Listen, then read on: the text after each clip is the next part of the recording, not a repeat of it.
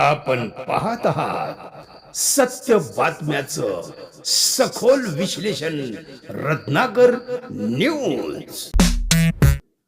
रत्नाकर न्यूजचे संपादक रत्नाकर आवसेकर यांना स्वप्न पडले.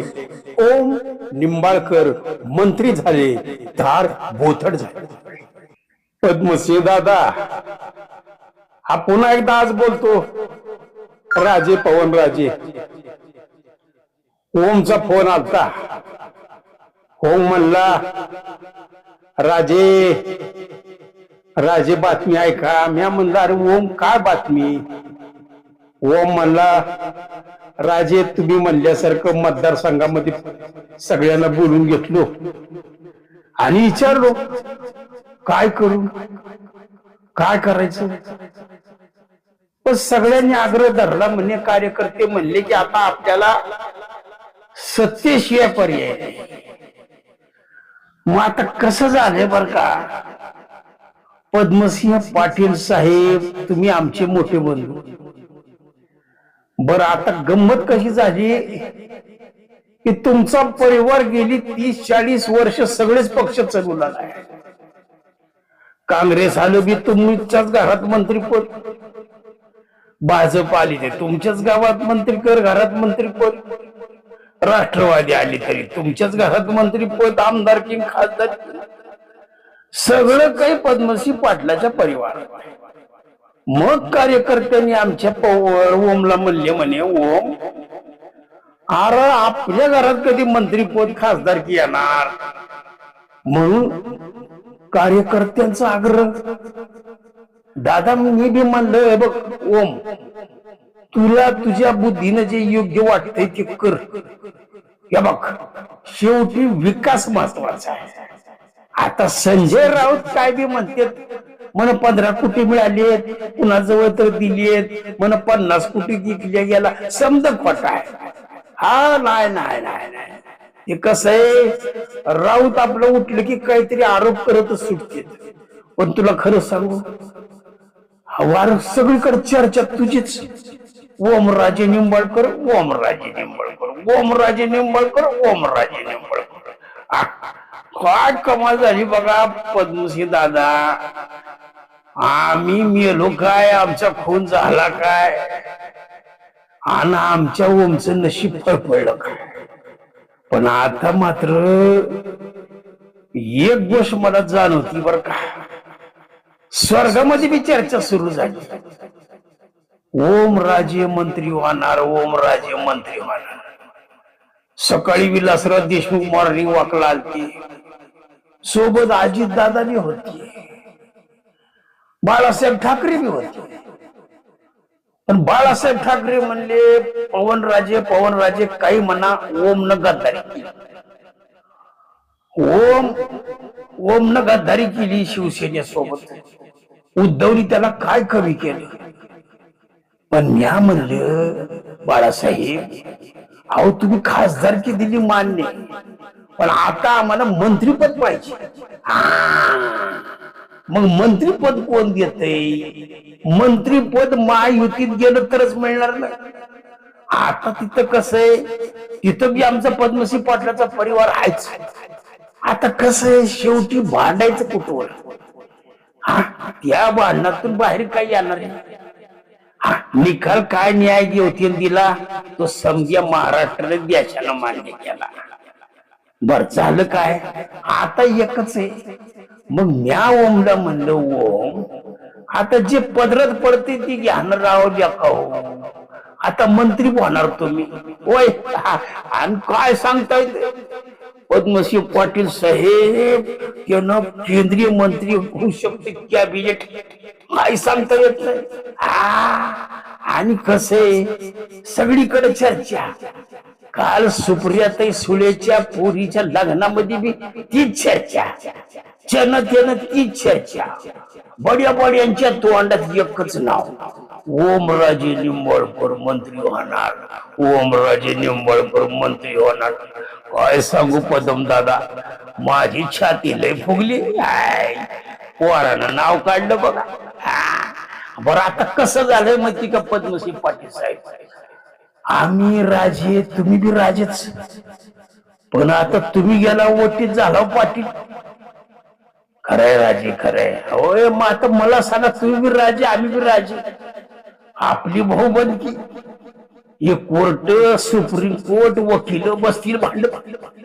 या पहा, आता आपण दोघं बी महायुतीत आलो, आता काय काळजी नाही. आणि उगाच आपलं ह्या परिवारानं त्याच्यावर आरोप, त्या परिवारानं ह्याच्यावर आरोप करून उगाच कशाला जनतेला विकासापासून दूर ठेवायचं.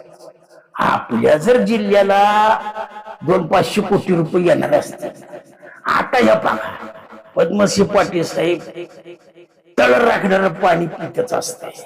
आता कुणी गोडभर पितय, कोण वंजेभर पिते, कोण तांब्यावर पिते. आता कोण पाणी किती पिते बघण्यापेक्षा दोघांच्या तांब्यात किती पाणी पडते हे बघितलं पाहिजे. कार्यकर्त्यांची मी तीच भावना आहे. मग म्या ओमला म्हणलं, ओम हरकत नाही, चल कार्यकर्ते म्हणतात ना तसं ऐकायचं. आता संजय राऊत आरोप करू राहिले. आता कसं आहे माहिती का, संजय राऊत बी भारी माणूस, ती बी कधी लय हुशार माणूस होय.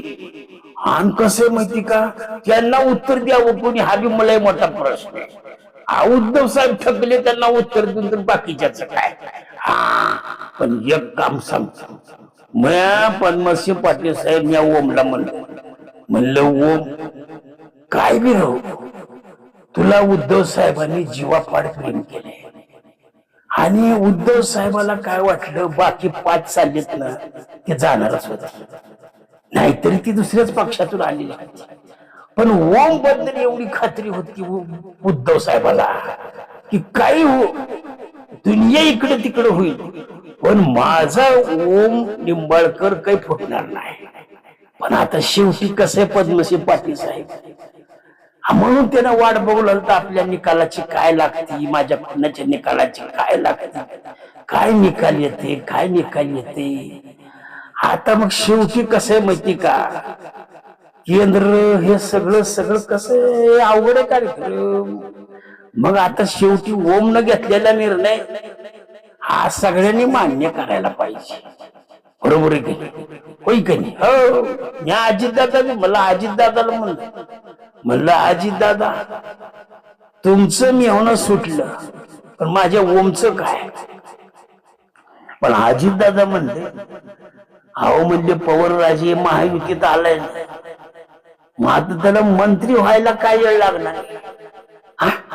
एकनाथ शिंदेच्या स्वप्नात जाऊन मी सांगतो की तुमच्या ओमला मंत्री कर. म्हणून बघा म्या गॅरेंटेड सांगतो पद्मसिंह, आपला ओम मंत्री होणार. हाव शेवटी घी कहा गया खिचडी में, इकडं पडलं काय तिकडं पाडलं काय, कुठं तरी आपल्या राज परिवारात उत्क्रांती होणार, उद्धार होणार आणि गोरगरिबाचा विकास होणार, 1500 कोटी येणार. आता थोडं बहुत इकडं तिकडं वंजळ भर मुडभर होणार इकडं तिकडं. आता त्याच्याकडे बघायचं नसतं, हे विकास आहे. हो विकास आहे. शेवटी आपल्याला म्या त्याला काय म्हणलं, तू विकास म्हण बस, विकासाचं कारण पुढे करायचं ना, आपलं घोडं दामटायचं, मंत्री व्हायचं आणि एकदा बहीण बहीण बहीण बहीण करत लाल दिव्याच्या गाडी ताराशीला यायचं. माग पुढं पोलिस सलूट ठोकतात. उद्या तुला ह्योच राणा दादा हार घालायला येते कधी बघतो. कारण कसे हे राजकारणाचं गणित आहे, इथं वल्ल बी जळते वाळलं बी जळते आणि राजकारणात कधी काय होईल काही सांगता येत नाही. बघा पद्मसिंह, मला बी वाटलं नव्हतं तुम्ही निर्दोष सुटता, सुटलाव का नाही.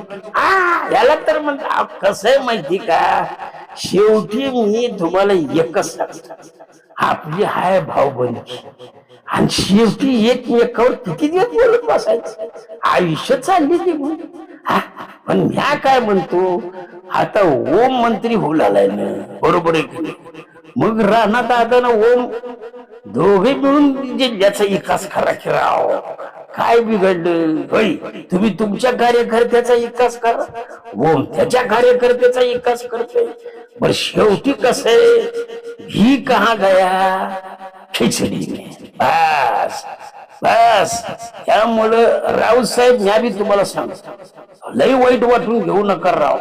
तुमच्या शिवसेनेत लई ताकद आहे. खंबीर माणसं आहोत तुम्ही. अजून असले कितीतरी खासदार उभे करायची ताकद उद्धव साहेबांमध्ये. हो, घाबरायचं काय. बरं शेवटी कसं आहे माहिती का पद्मश्रीजी, आता कसं आहे, आता तुम्हाला बी आता सारखं रोज रोज काय बोलावं.